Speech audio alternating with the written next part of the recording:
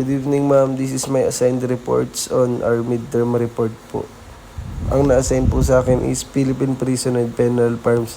Hindi po siya lahat kasi po ito lang ang inassign sa amin sa akin ng leader ko. Yung ibang Philippine Prison and Penal Farms po nandun sa isa kong groupmates kay Jerome Baay po. Itong tatlo lang po yung napunta sa akin. Let's proceed to number 1. Number 1 is San Ramon Prison and Penal Farm. Established noong 1869 to 1870. By the way po pala, itong mga nandito po sa PPT is summarized version na po ito. Hindi na po ito yung totaling nasa module. Sinamarize ko na po. So, continue. Established siya noong 1869 to 1870 ni Governor General Ramon Blanco. And additional po, na-reestablish po siya noong 1907 ng mga Americans. And ang San Ramon Prison and Penal Farm po is located sa Zamboanga City sa Mindanao. Ang original purpose po nitong Prison and Penal Farm na to is for political prisoners po. Nandito po sa Asteristo. Founded by the Spaniards for political prisoners. Yan po ang pinakang purpose ng Prison and Penal Farm na to. Para sa mga politiko na gumawa or lumabag sa batas. Yan po ang original purpose niya. And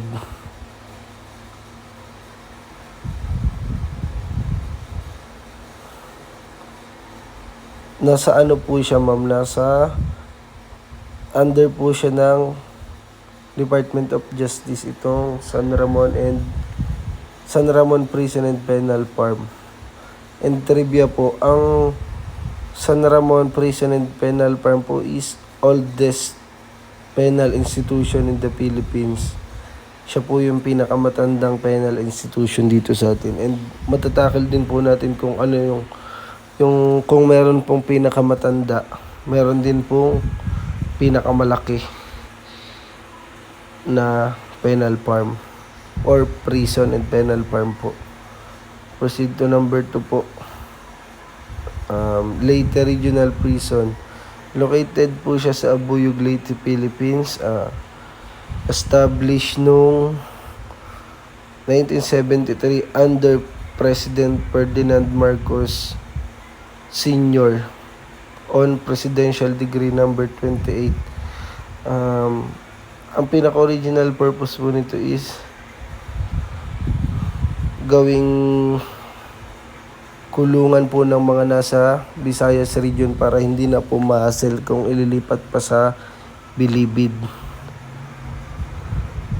So ito na po yung naging national na nila, ma'am, national penitentiary nila. Itong ng mga taga Visayas po, itong Leyte Regional Prison and ma'am, sa Abuyog, Leyte. Ang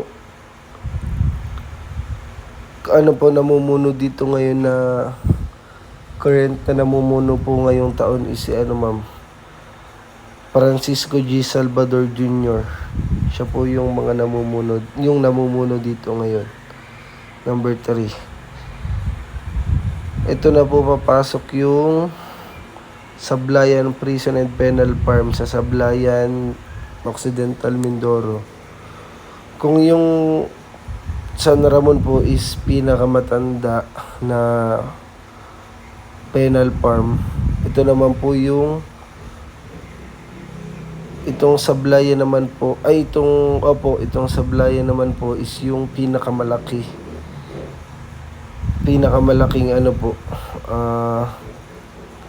penal farm sa Pilipinas. Established po siya noong 1954 and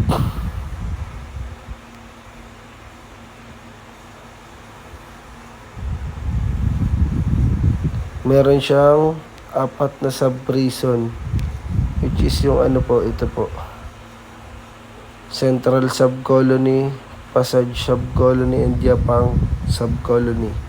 Meron pa po diyang isa na hindi na ano yung Siburan sub-prisons po. Di lang po na isama. Yun lang ma'am. Yun lang po yung tatlong topic ko. Thank you po.